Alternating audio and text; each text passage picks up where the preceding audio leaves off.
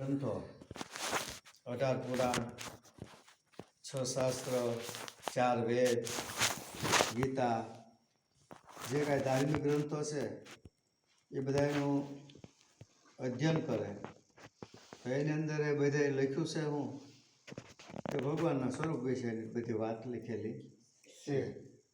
જેને જેને અભ્યાસ કર્યો એને પામવા માટેનો, ભગવાનને નજીક જવાનો, અને એના જે કાંઈ અનુભવો થયા એ અનુભવો શાસ્ત્રોમાં, પુરાણોમાં, વેદોમાં, મહાપુરુષોની 4 કડીનું 5 કડીનું ભજન હોય તો એની અંદર એ બધા અનુભવો લખતા ગયા કે આ જગતમાં ઉત્તમ મનુષ્ય દેહ મળ્યો છે, મનુષ્ય દેહની અંદર શું કરવું, કેમ ભગવાનનું ભજન કરવું, કેમ સેવા કરવી, કોનો સંગ કરવો, કેમ રહેવું, આ બધું એની અંદર જ્ઞાન ઋષિમુનિ એવા લખેલું છે. ઋષિમુનિ કોને કહેવાય કે એ આપણી જેવો 5 તત્વનો દેહ જ હતો.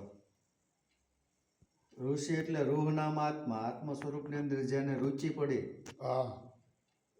આત્મ સ્વરૂપ પરમાત્માની અંદર જેને રુચિ પડી અને પોતે કાંઈક ધ્યાની બન્યા, અંતર ધ્યાની, અને ખોજ કરીને અનુભવ કર્યો અને એના અનુભવમાં જે કાંઈ જાણવામાં આવ્યું એ જે પુસ્તકની અંદર લખ્યું એ બધા ઋષિ મુખની વાણી જે છે, ઋષિઓના મુખમાંથી, એટલે કે એના જ ઘટમાંથી પ્રગટ થયેલી જે વાણી છે એ પરમાત્માના ઘરમાંથી આવેલી વાણી છે.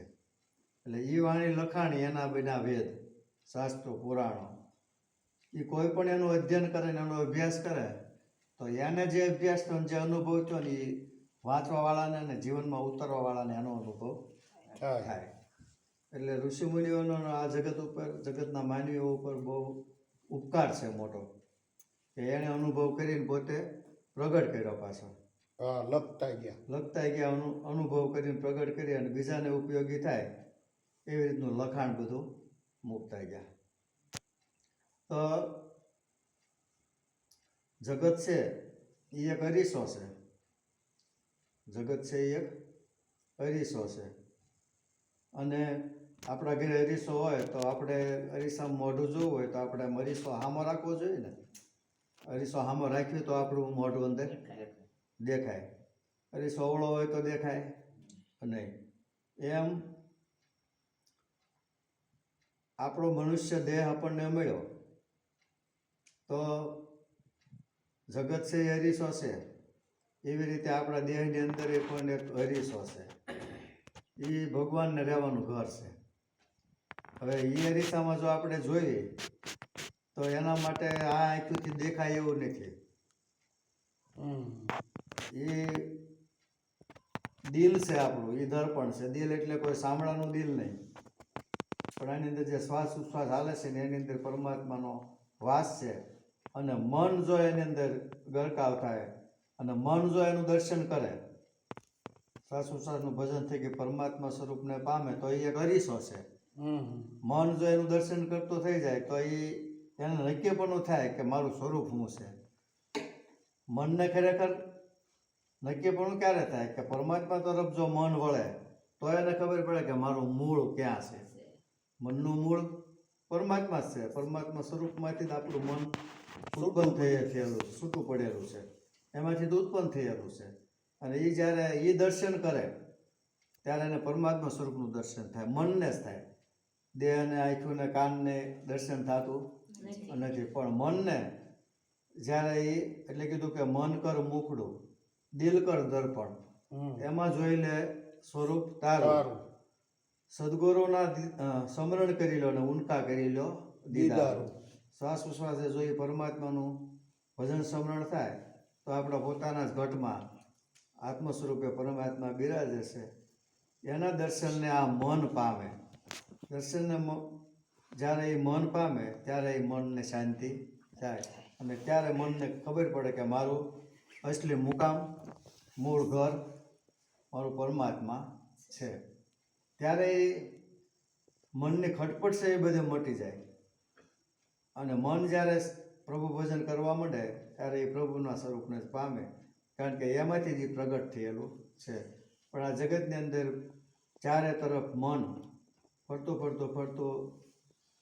આ જગતની અંદર વેચાઈ ગયું, તૂટક તૂટક બધે વેચાઈ ગયું મન આ જગતની અંદર, બાહ્યિક જગતની અંદર, ભૌતિક પદાર્થોની અંદર, દ્રશ્ય પદાર્થની અંદર, ઘાટ રંગ રૂપ આકારની અંદર આ મન છે.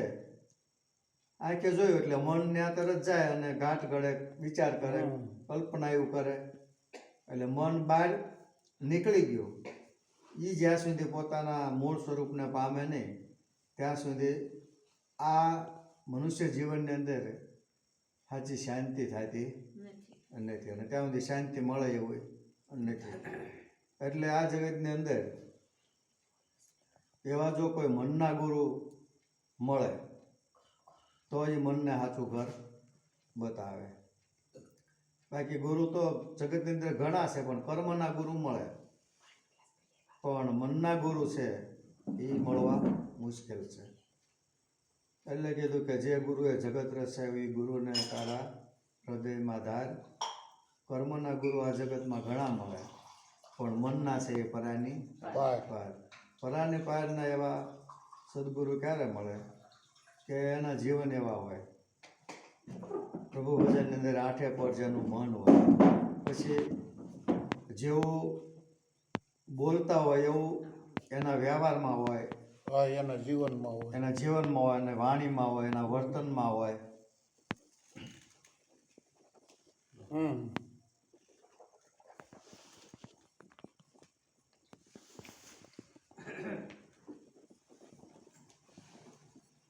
એટલા માટે સંતોનો ઉપદેશ જરૂરી છે.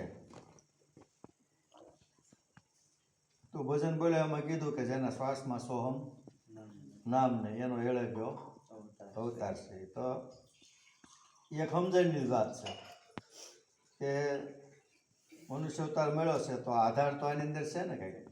આ શ્વાસ ઉશ્વાસ હાલે છે, પણ કોના આધારે હાલે છે એ આપણને ખબર નથી. તો સોહમ નામ કોને કીધું? સોહમ નામ બીજું કોઈ નહીં. સોહમ નામ એટલે આ દેહ છે, પણ દેહ જેના આધારે છે ને એ પરમાત્માનું નામ છે ને એ સોહમ નામ છે. હવે એ સોહમ નામ ને એટલે એ પોતાનામાં પરમાત્મા હોવા છતાં જ્યારે પોતાને ખબર નથી એટલે એમ બાપાને લખવું પડ્યું કે આ શ્વાસ હાલે છે એ કોના આધારે હાલે છે એની ગમ નથી જ્યાં સુધી જેના શ્વાસમાં સોહમ નામ નહીં. એ પરમાત્માની સમજણ જેના ઘટમાં નથી એના માટે આવા શબ્દો લખ્યા કે જેના શ્વાસમાં સોહમ નામ નહીં એનો એળે ગયો અવતાર છે. મનુષ્ય અવતાર મળવા છતાં પોતાનામાં પરમાત્મા જે આત્મ સ્વરૂપે બિરાજે છે એ સ્વરૂપની ઓળખાણ ન થાય, પોતાનામાં હોવા છતાં એ ઓળખાય નહીં, તો એનો અવતાર છે એ એળે ગયો જાય. એનો અવતાર લેખે ન લાગે. નકર મનુષ્ય અવતાર તો પરમાત્મા ભેગો છે ને એનું ભજન કરવા માટે મળ્યો છે. તો અવતાર લેખે ક્યારે લાગે કે જો એનું ભજન કરો તો અવતાર લેખે લાગે. એટલે આવા શબ્દો મહાપુરુષો લખે કે જેના શ્વાસમાં સોહમ નામ એનો એળે ગયો અવતાર છે. પછી એમ કીધું કે જેની આંખોમાં નિર્મળ નૂર નહીં એવા એના અંતરમાં આરામ નહીં. 5 જ્ઞાન ઇન્દ્રિય, 5 કર્મ ઇન્દ્રિય અને 11મું મન કીધું. એની અંદર 5 કર્મ ઇન્દ્રિયના દ્વાર એવા છે: કાને સાંભળવું, આંખે જોવું, નાકથી સુગંધ દુર્ગંધ લેવી. આ બધા ઇન્દ્રિયોના વ્યવહારો છે. હવે બાહ્યિક જગતની અંદર આપણી નજર જ્યાં જ્યાં ફરે છે અને આ ઘાટ રંગરૂપ આકારમાં કોઈના દોષ જોવામાં આપણી દ્રષ્ટિ ફરે, કોઈનું સારું જોઈને આપણે સાખી ન શકીએ, આમાં સહન ન કરી શકીએ, બરોબર છે? એવી આપણી દ્રષ્ટિ હોય કૂડકપટવાળી, જોઈ નહીં તે આપણી આંખમાં ઝેર થતું હોય તો કોઈ દે આપણા અંતરમાં આરામ એટલે કે જીવનની અંદર કોઈ દે શાંતિ થાય, આપણા અંતરની અંદર આનંદ ન થાય. કોઈ દે બીજાનો સારું જોઈને તમે સુખી આનંદ થાય, તમને રાજી થાવ તમે, તો તમારા અંતરમાં આનંદ થાય કે ભાઈ ભગવાને આપ્યું છે, એનું કંઈક પ્રારબ્ધ યોગ સારો હશે, પૂર્વનું કંઈક પુણ્ય હશે, એને પરમાત્માએ આપ્યું છે તો સારી વાત છે. આપણે પાડોશી સારું હોય તો આપણે રાજી થવું જોઈએ કે ભાઈ ક્યારેક આપણા ઉપયોગમાં આવે, અને ન આવે તો એનું કાંઈ બહુ આપણે ઓલું નથી. પણ કોઈનું સુખ જોઈને રાજી થવું, કોઈનું દુઃખ જોઈને દુઃખી થવું, એ એક સ્વભાવમાં, માણસના સ્વભાવમાં હોવું જોઈએ. જો આંખેથી આપણામાં સમજણ ન હોય તો જે કાંઈ ઝેર ભરાય છે ને એ બધા આંખથી જ ભરાય છે. આંખેથી જોઈ જોઈને ત્યાં અંતરની અંદર બધા ઝેર ભરાય છે. એટલે આ ઝેર જો કાઢવા હોય અને અંતરની અંદર જો આરામ કરવો થાવ અને જીવનની અંદર સાચી શાંતિ જોઈતી હોય તો તમારામાં રહેલો પરમાત્મા છે ને એને તમે એની નજીક રહો, એને ઓળખો ને એનું ભજન તમે કરો, એમ સંતોની ભલામણ છે. તો અંતરમાં આરામ થાય. નકર તો કાનેથી આપણને નિંદા સાંભળવી ગમે, કોકની ન સાંભળવાનું ગમે, અને ભગવાનનું કીર્તન ભજન સત્સંગ હાલતા હોય એ આપણને ન ગમે, તો આપણે અમૃત મેલીને વીખ જ પીવી છે ને. ઓલું અમૃત છે, સત્સંગ ભજન છે, એ અમૃત છે, એનાથી આપણા જીવનનું કલ્યાણ થાય. અને ઓલું હાવ કૂથલી કરી કાંઈ કામનું નહીં ને આપણામાં નકરા અવગુણ ભરાય એવું જો આપણે સાંભળીએ તો એની અંદર જીવનની અંદર આપણને કાંઈ શાંતિ ન થાય, અને ઉલટાનું આપણું જીવન છે એ બેડોળ બની જાય. એટલે એમ કીધું કે આ બધા ઝેર મટાડવા હોય અને જીવનની અંદર સુખી થવું હોય તો પ્રભુ ભજન કરો. પછી બીજા શરણની અંદર કીધું કે જેના મુખમાં સત્સંગ સાર નહીં એવા નુગરા સલીલનું કામ નહીં. એમ કીધું. તો નુગરા કોને કીધા? કે જેને ગુરુ મળ્યા નથી એને નુગરા કીધા એવું નથી કીધું. કોઈ માણસ નહીં તે સંતો એમ ન કે નુગરા કીધા, પણ નુગરાનો અર્થ થાય ન ગુણા. આવો ઉત્તમ મનુષ્ય અવતાર મળ્યો અને આપણા જીવનની અંદર કાંઈ પણ એવા પરમાત્મા વિશેના, ઈશ્વર વિશેના સદગુણ આપણા અંદર પ્રગટ ન થાય. સારા ગુણો વગરનું જીવન છે એ નગુણા કીધા. સારો સંગ હોય, સારું જીવન હોય, હાંજ સવાર પ્રભુ ભજન થતું હોય, ધૂપ દેવા થતા હોય, ખોટું કોઈને નડતા ન હોય જીવનની અંદર, બીજા કોઈને નડતો રૂપ ન બનીએ, તો એવું જીવન હોય તો બરોબર છે. નકર જેના મુખમાં સત્સંગ સાર નહીં એમ કીધું, ભલે ને સત્સંગ ન આવડે કાંઈ નહીં, પણ જો જીવનની અંદર સરખી રીતે રહે, કોઈનું સારું ન કરી કે કાંઈ નહીં, કોઈને દાન પુણ્ય ન કરીએ કે તો કાંઈ નહીં, બરોબર છે. પણ કોઈને નડે નહીં ને તોય તે એનું જીવન બરોબર કહેવાય. આપણે કોઈનું સારું નથી કરવું પણ કોઈને નડવું નથી, તો એ એક જીવનની કિંમત છે. એ કિંમતવાળું જીવન બની જાય. અને કોઈને નડે નહીં, કદાચ ભલે ભગવાનનું ભજન ઓછું વધતું થાય, પણ હૃદયની અંદર એવું એને છે કે ભાઈ આપણે કોઈને નડવું નથી, કોઈને દિલ દુભાય એવી વાત ક્યારે કરવી નથી, કોઈને નુકસાની થાય એવું કામ કરવું નથી. આવો હૃદયની અંદર ભાવ હોય તો એ જીવન સારું કહેવાય, મનુષ્ય અવતાર મળ્યો એ બરોબર કહેવાય. એટલે જેના મુખમાં સત્સંગ સાર નહીં, સારી વાતો હૃદયમાં હોય તો એમ કે ભાઈ હૃદયની અંદર હોય એ બહાર આવે. જે હૃદયની અંદર ભર્યું હોય એ બહાર આવે ને. માણસને હારે તમે બેહો તો એના હૃદયમાં હોય એ તમને વાત કરે. એમ જેના જીવનની અંદર પરમાત્મા વિશેનો સત્સંગ છે, ભાવ છે, ધ્યાન ભજન સ્મરણ કરતો હોય એવાની હારે બેહો તો ભગવાનના ઘરની વાત એના ઘટમાંથી નીકળે. અને ઓલા ક્યારે એ રસ્તે ન આવેલો હોય એવાની હારે બેહો તો એના હૃદયમાં જે હોય એ બહાર આવે. એટલે માણસનો તોલ એના બોલ ઉપરથી થાય છે. એટલે જેના મુખમાં સત્સંગ સાર નહીં એના એવા નુગરા સલીલનું કામ નહીં. એટલે એને નુગરા કીધા. એવા નુગરા સલીલનું કામ નહીં. સલીલ કોને કહેવાય? કે જેનું મન કોઈ જગ્યાએ ઠેરાય નહીં. કોઈ જગ્યાએ એટલે સેવામાં, સત્સંગમાં, સમરણમાં, પ્રભુ ભજનમાં, પરમાર્થના કાર્યમાં કોઈ જગ્યાએ જેને હેત પ્રેમ ન હોય, ભાવ ન હોય, લગ્ની ન હોય, એવું જેનું મન છે ને એને સલીલ કીધા. એટલે કે લક્ષ્ય કાંઈ ન લે. સારું લક્ષ્ય લેવું, કોઈનું જીવન જોઈને એવું જીવન બનાવવું, સત્સંગ ભજનમાં જાય તો એમાંથી કોઈક સારો વિચાર લઈને જીવનની અંદર ઉતારવો, જાવું ખરું પણ કાંઈ લક્ષ્ય ન લેવું અને કાંઈ વિશ્વાસ ન બે એને કાંઈ શ્રદ્ધા ન બે એને સલીલ મન કહેવામાં આવ્યું છે. એટલે કીધું કે એવાનું આમાં કામ નથી. ભક્તિ માર્ગની અંદર એવા નગુણા સલીલનું આમાં કામ નથી. જેના શ્વાસમાં સોહમ નામ નહીં એનો એળે ગયો અવતાર છે. પછી કીધું કે જેના હૃદયમાં સંતોનો ભાવ નહીં એવા કપટી કામીનું કામ નહીં. જેને સંતો વાલા નથી એને મળવાનો જેના હૃદયની અંદર ભાવ નથી એવા કપટી કામી ક્રોધી એવા હૃદય હોય એનું આ ભક્તિ માર્ગની અંદર કામ નથી. એવા કપટી કામીનું કામ નહીં. ભગવાનને મળવું હોય, ભગવાનનું ભજન કરવું હોય અને સત્યના રસ્તે હાલવું હોય તો હૃદયની અંદર કપટ હાલે નહીં. એવા કપટી કામીનું કામ નહીં. કામ એટલે લોભી કીધા. કામી, ક્રોધી, લોભી, લાલચુ એવા માણસોનું આ ભક્તિ માર્ગની અંદર કામ નથી. એવા કપટી કામીનું કામ નહીં. અને કપટી કામી, લોભી, લાલચુ હોય ને એ સંતોને અડતા જાય નહીં. એ આઘાત રહે. કારણ કે એનો એ રસ્તો જ નથી. એને એ ગમતું નથી. એને તો ખોટું જ કરવું છે, કપટ જ કરવું છે, દંભ જ કરવો છે અને લોભ નકરો કરવો છે. જે કાંઈ મળ્યું છે એમાંથી કાંઈ સારું કામ કરવું નથી.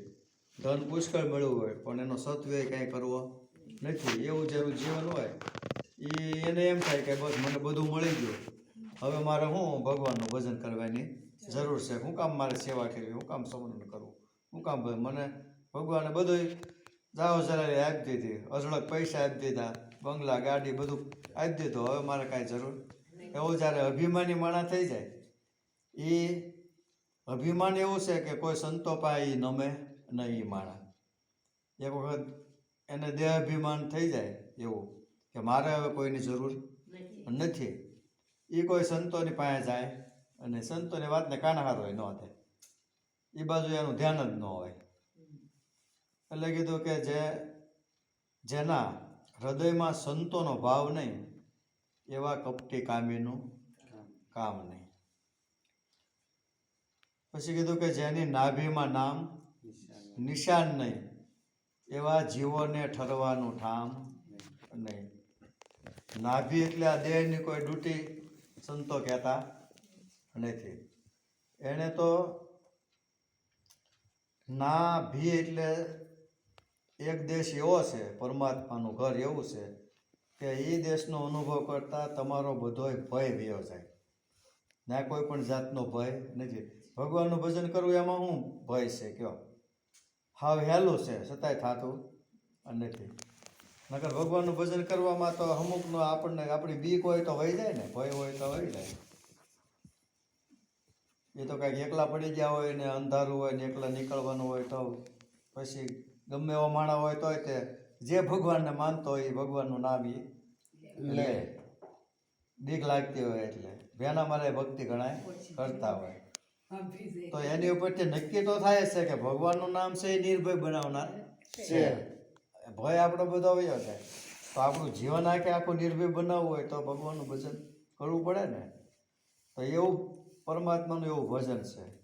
પણ એ ભજન દેખાડનાર કોઈ સદગુરુ મળવા જ જોઈએ.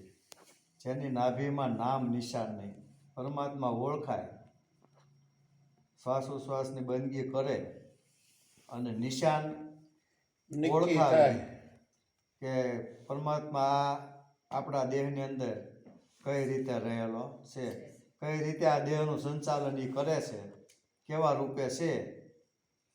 એ કોઈ સદગુરુ મળે તો આપણને ઓળખાણ કરાવે. આપણને એટલી ખબર પડે કે આની અંદર આ શ્વાસ હાલે છે, આવે છે, જાય છે અને એના આધારે આપણું જીવન છે. પણ શ્વાસને તે અંદર ખેંચનાર ને છોડનાર એવું કાંઈક પરમાત્મા તત્વ રહેલું છે. એ આની અંદરથી વયું જાય એટલે દેહ તો આમનામ પડ્યો હોય પણ એનો જે કોન્ટેક્ટ છે, એની જે શક્તિ છે, એનો જે આધાર છે એ આ દેહની અંદરથી મુકાઈ ગયો એટલે દેહનું પછી કાંઈ આવે નહીં. નકર તો દેહ તો આ એમનેમ જ પડ્યો હોય. આ તો કાને સંભળાતું બંધ થઈ જાય, આંખે જોવાનું બંધ થઈ જાય, શ્વાસોશ્વાસ હાલતા હોય હાલતા બંધ થઈ જાય.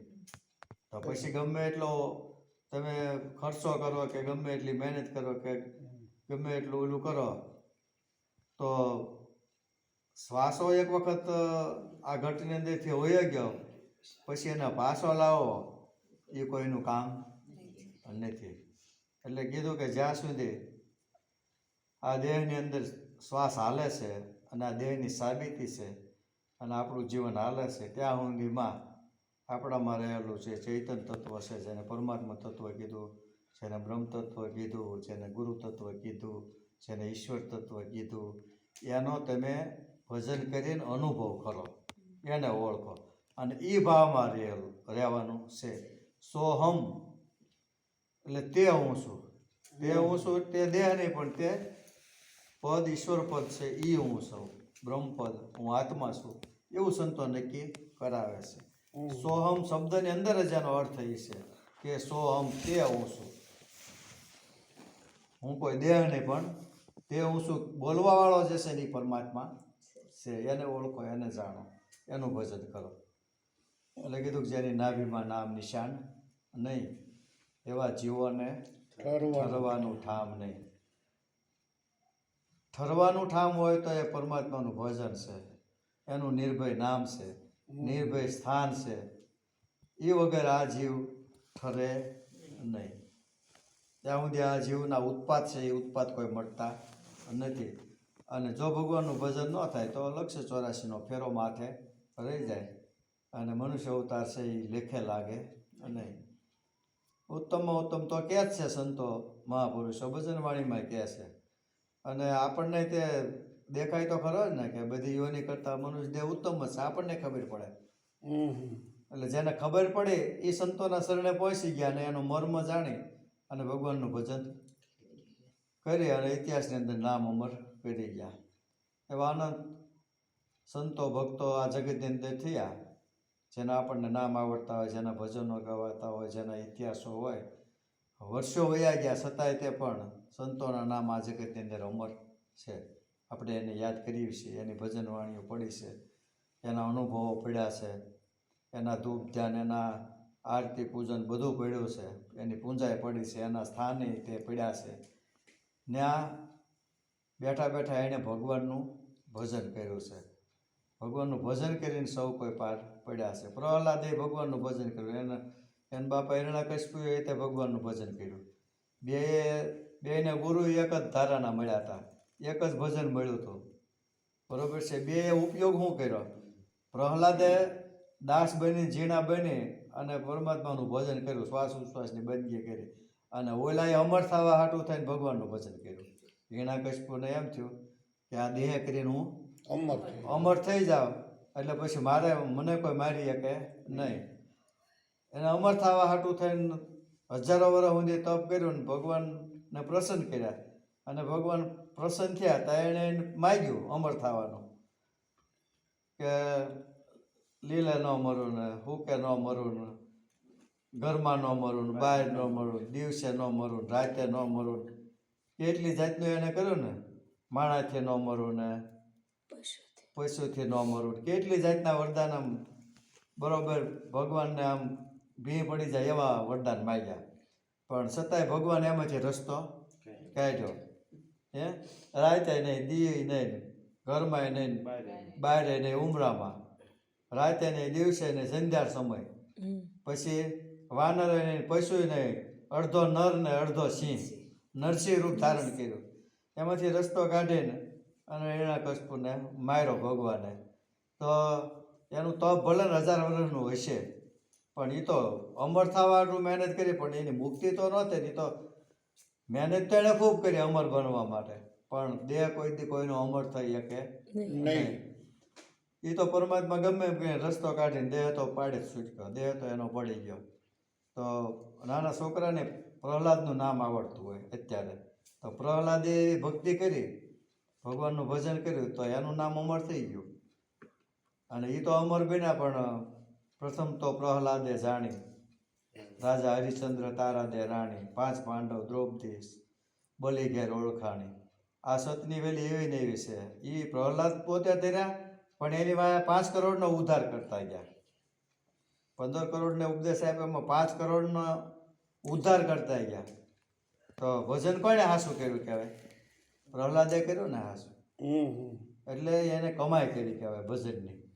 હાસ્ય કમાય. એટલે એવા સંતો તો આ જગતની અંદર નાના મોટા ઘણાય થઈ ગયા, આ ભગવાનનું ભજન કરવાવાળા. અને એ ઠરીને ઠામ બન્યા અને મનુષ્ય અવતાર લેખે લગાડી ગયા. એ સંધ્યા કોને કે? સંધ્યા ટાણે માર્યો તો સંધ્યા કોને કહેવાય? આપણે અત્યારે તો દિવસ આદમી જાય.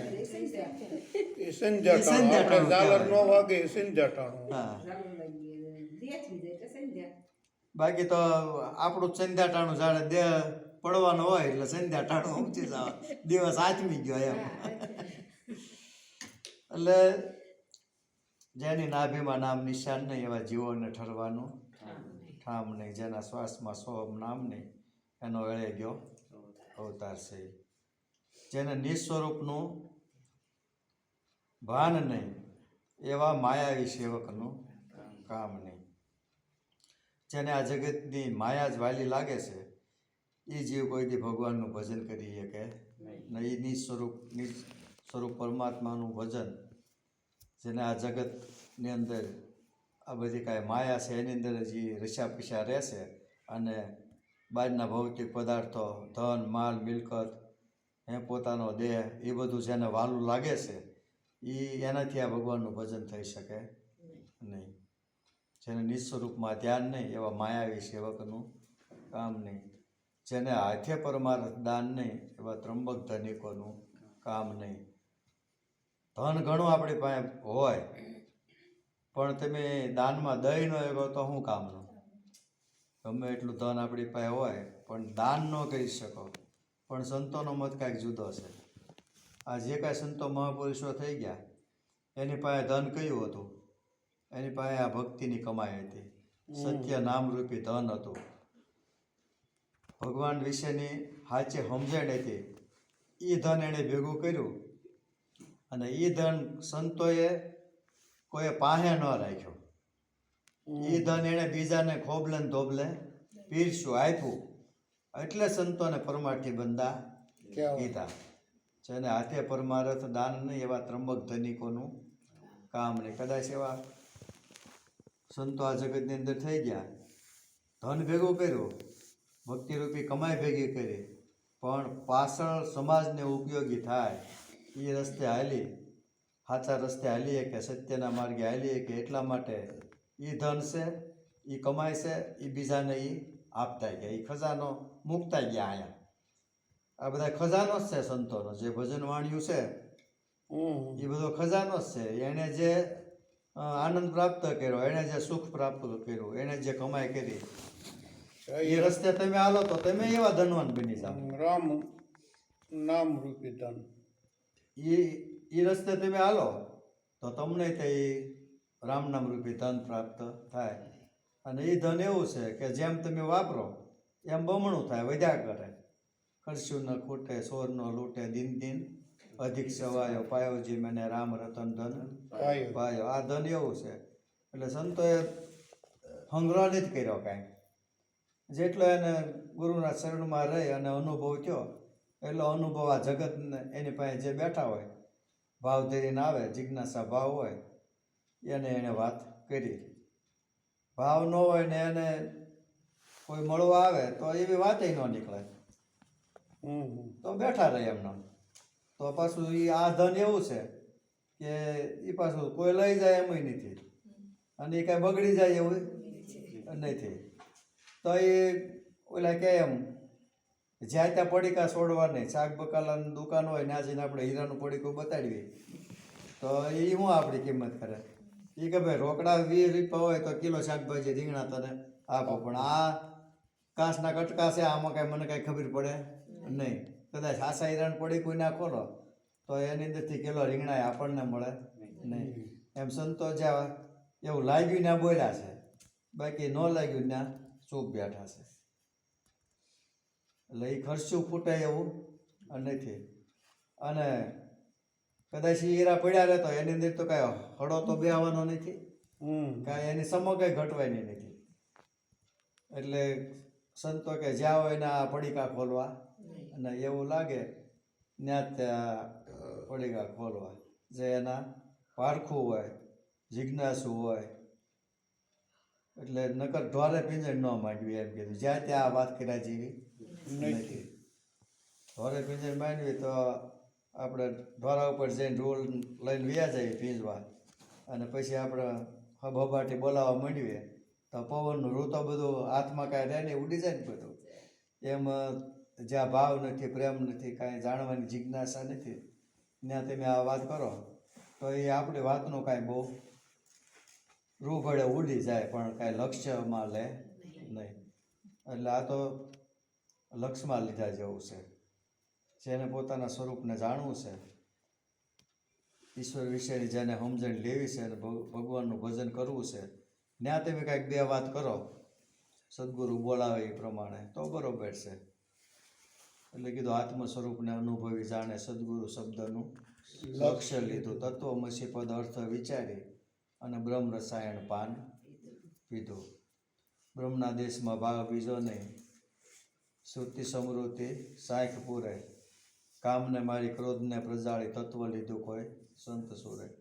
બ્રહ્મ આનંદ ત્યાં સર્વ આનંદ છે, ઓર આનંદ દ્રષ્ટિમાં નો આવે. અમૃત રસનો આહાર જેણે કર્યો, એ તુસ તાંદુલ તે કેમ ખાવે. અસ્થિ ભાતિ પ્રિય નામરૂપથી, પંચભૂતે ભાષી કાયા. આદિ વિશેષણ ત્રણ છે આત્માના, નામ રૂપ ગુણ જાણો માયા. ત્રણ અવસ્થાતીત છે આત્મા, અછેદ અભેદ્યાને કોક જાણે. બ્રહ્મદર્શી મળે સંત સૂરમાં, એ બ્રહ્મના દેશમાં મોજ માણે.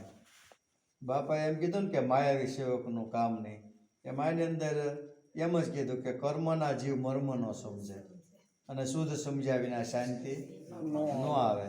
દાસ ગરીબ કે સદગુરુને સેવો તો અણસતા દુઃખનો અંત આવે. એટલે બધા દુઃખનો અંત લાવવો હોય તો સદગુરુનું કયા ગુરુ બનવું પડે, એ કે રસ્તે હાલવું જોઈએ. એના વચન છે એ બ્રહ્મ વાક્ય, એના વચનમાં વિશ્વાસ, અને એ જે કાંઈ બોલે છે એમાં આપણું જીવનનું કલ્યાણ છે એવો આપણને વિશ્વાસ બેહવો જોઈએ. અને વિશ્વાસ બેહારીને એ રસ્તે આપણે હાલવું જોઈએ. હાલવી તો આપણને માર્ગ કપાય, તો પંથ કપાય. હાલતા હાલતા લક્ષ્ય નક્કી કરીએ, જ્યાં આપણું લક્ષ્ય હોય એ લક્ષ્ય પકડીને હાલવા માંડવી તો ધારેલા નિશાને આપણે પહોંચી ગઈએ. એમ સંતો તો માર્ગ બતાવે છે, બધાને એક જ રસ્તો બતાવે છે પરમાત્માના ભજનનો. જે કોઈ હાલે એને એનો લાભ થાય. મીરાબાઈ ને નરસિંહ મહેતા ને જગતની અંદર આ બધા સંતોના આપણને જે નામ આવડતા હોય, સબરીબાઈએ ભજન કર્યું, ખીમ ત્રિકમ રવિ ભાણ, અહીંયા ધોળામાં ધના ભગત્યા, ઉગારામ દાદા થયા, ઘણા સંતો થયા ને. કબીર સાહેબ વખતની જે નામાવલી છે એ પ્રણાલિકાની અંદર કેટલાય સંતો મહાપુરુષો થયા. એ બધાએ ભગવાનનું ભજન જ કર્યું છે, અને એની ભજનવાણી ઉપરથી સાર ઉપરથી લક્ષ્ય લઈ અને પોતાના જીવનની અંદર જો મૂકે તો એનો લાભ આપણને જરૂર થાય. અને જે લક્ષ્ય લઈને હાલવા માંડે એને લાભ થાય, પણ કંઈક જીવનની અંદર ઉતારવું જોઈએ. બોલો સદગુરુદેવની જય.